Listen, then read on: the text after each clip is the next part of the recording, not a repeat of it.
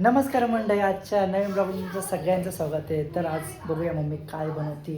So बरेच दिवस झाले की ब्लॉग नाही आले मित्रांनो.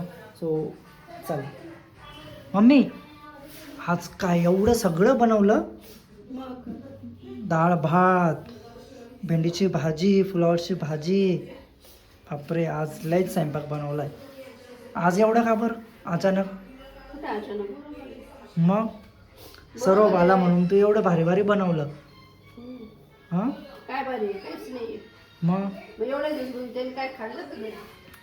मजा आहे. मग सर्व आला का तेव्हाच काहीतरी खायला भेटतं मस्तपैकी. असा तू उपाशी राहतो. हा, मग सर्व येतं तेव्हाच आम्हाला असं वेगळं काही नवीन खायला भेटतं, नॉनव्हेज असा वगैरे. उपाशी राहतो तू. जेवण नाही करत. तू तसं बनवतेच नाही. एवढं चांगलं स्वयंपाक होतं स्वराबाने होत नाही. मग दुसरं कोणती पद्धत आहे तुझी?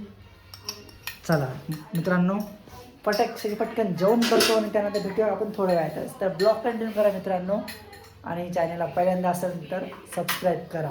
अरे तुझ्याकडे खराब होती. दोन्ही पाडले, मोठे मोठे वाढले, मोठे मोठे काढले. कोण? दोन्ही बाजूला आणले त्यांनी. टमाटे, शेवगा, कोणी आणायला सांगितलं? घरीच आणलं. कशाला आणलं? मम्मी बनवते काय? बोल. काय बनवते? थालीपीठ. कसलं? त्याचं तांदूळाचं. तांदूळाचं थालीपीठ. दे ना मला ते खायला. काय? त्याच्यात हे टाक ना, अंडे टाक ना. मला नाही आवडत. हां, मला नाही आवडत अंडा. अंडे टाकलं तर अजून भारी लागत. थोडंसं असं मऊ होईल मस्त. अंडा ते टाक. अंडे आणि थोडंसं दूध टाकलं तर लय भारी लागत ते.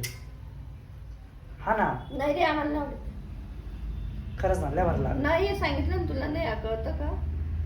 मला एक बनवून दे थांब, हा सरक. नंतर मस्तपैकी. आणि तर मित्रांनो, मी बसलोय आता जेवण करण्यासाठी. सो जेवण करतो आणि फटाकसे आपण आवरू आणि भेटूया थोड्या वेळातच.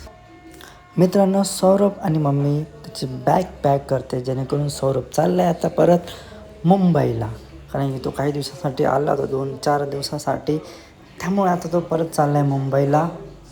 आणि आजचा ब्लॉग इथे संपतो. भेटूया आपण आता नेक्स्ट ब्लॉगला. मित्रांनो चला, बाय बाय.